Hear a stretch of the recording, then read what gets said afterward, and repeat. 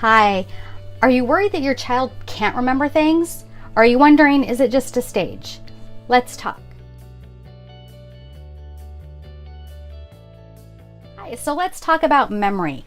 There are kids that have memory problems, and they kind of fall in two categories: long-term memory and short-term memory. So long-term memory would be tested in a way where we would tell the child a story, and then at the end of a session ask them if they remembered the story, or have them play act something out on a puzzle and ask them the following day what it was. So long-term memory is something where you learned it and slept on it and then needed to remember it.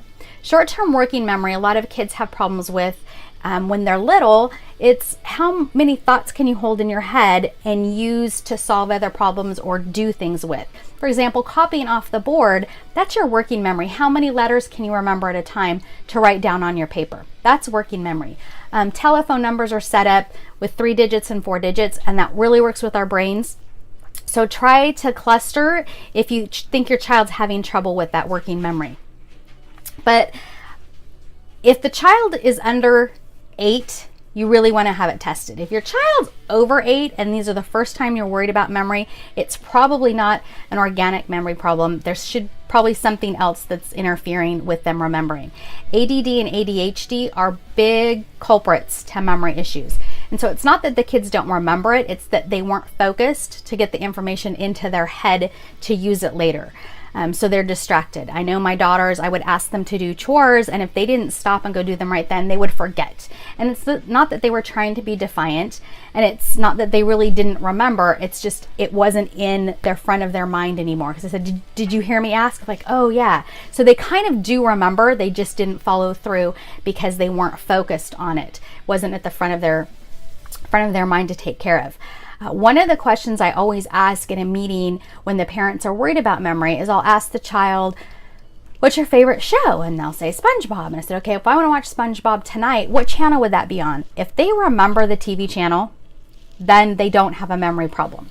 Do they remember how to use the remote control?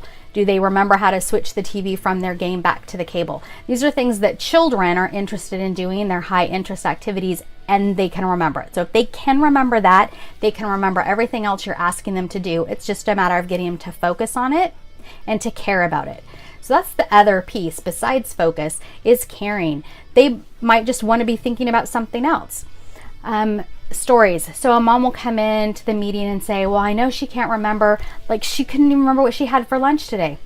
Lunch wasn't special, so that's why she doesn't remember it. Our brain seeks out original things, things that are startling or different from the ordinary. So if it's the same old lunch, they're not going to remember. That's just the way we are. That's the kind of animal we are. She'll say, well, she doesn't remember how to do her homework.